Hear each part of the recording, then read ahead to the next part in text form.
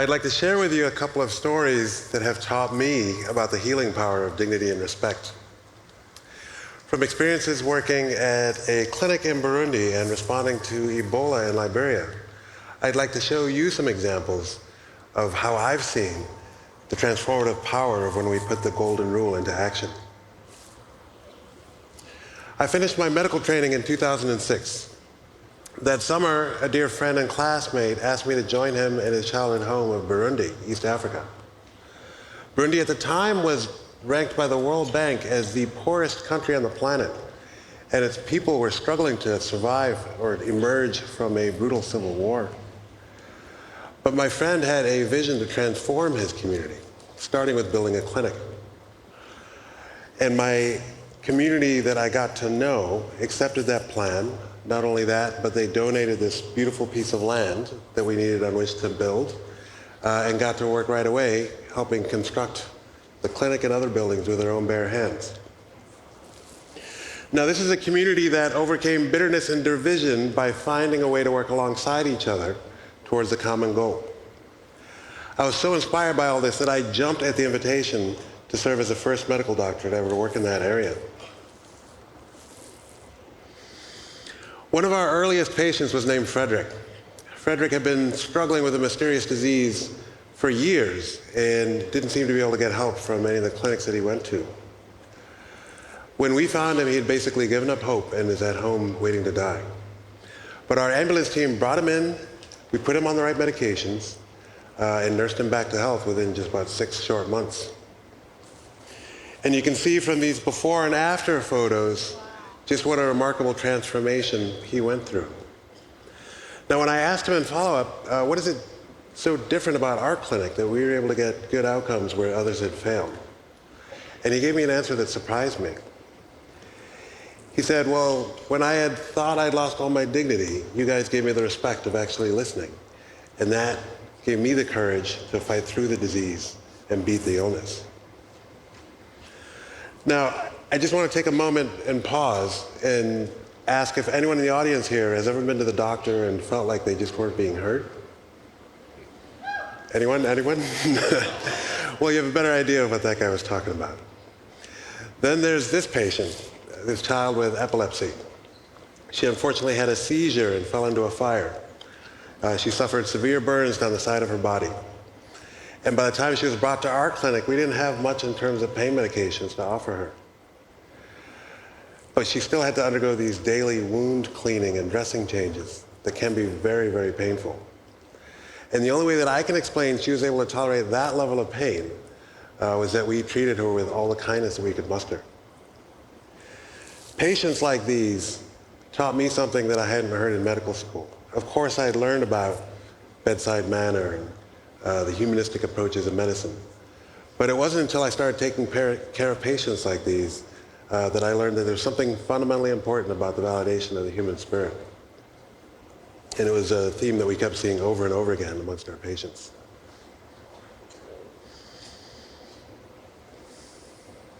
The next story I'd like to talk to you about is in Liberia, on the other side of the continent.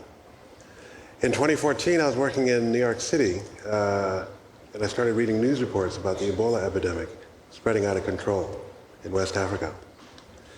I was particularly alarmed to hear that healthcare workers themselves were getting infected, partly due to a lack of training and proper support. So I decided to get myself involved in what ended up being a 13-month deployment in Liberia. Once I got there, I was privileged to meet and work alongside colleagues like Sam. Sam had been a university student and gospel singer when Ebola hit his home.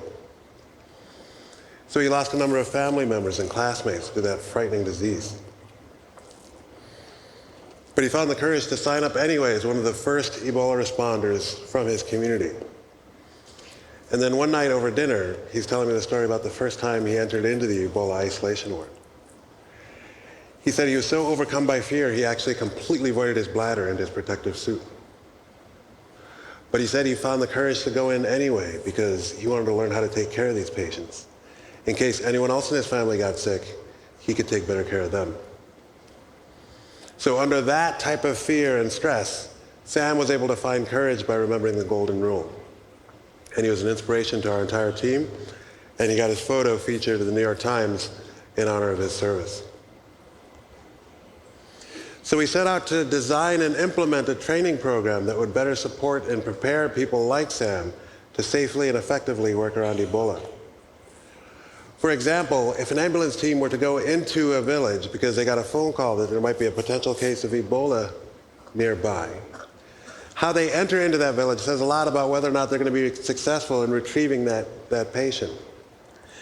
If, for example, they act on a basis of fear and roll in fully dressed in spacesuits and spraying funny chemicals, it's a lot less likely they're going to be able to convince anybody to come out of their homes and enter isolation for testing and treatment. But if that same team instead goes into that same village in a much more respectful, what we call professional manner, that means rolling in dress clothes, simple dignities like introducing yourself, who we are, why we're there, how we can help, why it's important for the whole community. That sets a completely different conversation. And then only once we get permission, then we can put on the protective gear right there in the field so that we can safely handle someone who might have Ebola with dignity and respect. And once we get that patient into the isolation ward, if we can find creative ways to offer encouragement and hope, we can have a substantial impact on their ability to recover. The important thing for me in this picture is that it's not just uplifting for patients, it's uplifting for health workers as well. So there's a two-way benefit to this kind of mindset. People are able to overcome things like fear and stigma by having a solid understanding of how exactly Ebola virus is transmitted. So knowledge can demystify a lot.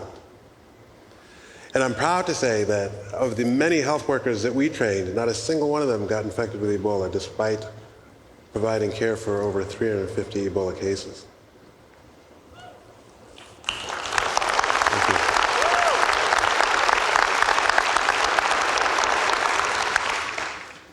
And there's another broader benefit of providing such good care to Ebola patients. Because when they survive the isolation ward, like these two did, they then become our best ambassadors in the villages where they came from. So that the next time the ambulance team goes into that clinic, it makes their job that much better, or into the village rather, it makes their job that much easier. So it's a virtuous cycle that all based on dignity and respect.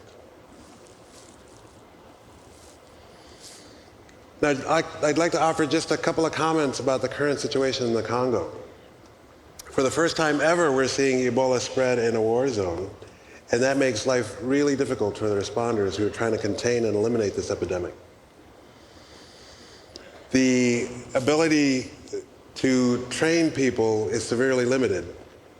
So we're still seeing a high rate of health worker infections, with over 140 over the past year and 20 infections in just the last month.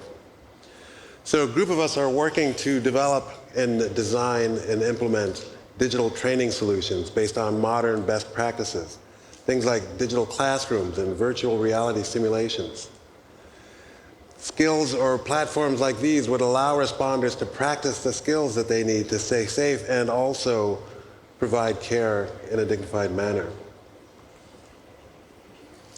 The idea is to place a heavy emphasis on the value-based approaches that work so well in Liberia. For example, if you look at these screenshots from a prototype that we're working on, you can see how trainees would walk through an objective-driven decision-making process while working within a scenario of something like entering in a village to isolate an Ebola suspect. If you'd like to learn more or help see this become a reality, please visit our website at firstresponder.org, firstpersonresponder.org. I'd just like to close by saying that, it strikes me it's not just in faraway places like Burundi or Liberia where these lessons apply. And we don't have to look too hard around us to see a universal need, a universal human need for dignity and respect, or that it's in our best collective interest to treat each other this way. St. Augustine said, it's one thing to know the good, but it's another thing to love it. And if you love the good, That's what allows us to act upon it. From my experiences, it's through actions like these that we can find the true joy, power, and fulfillment that we all seek. Thank you for listening.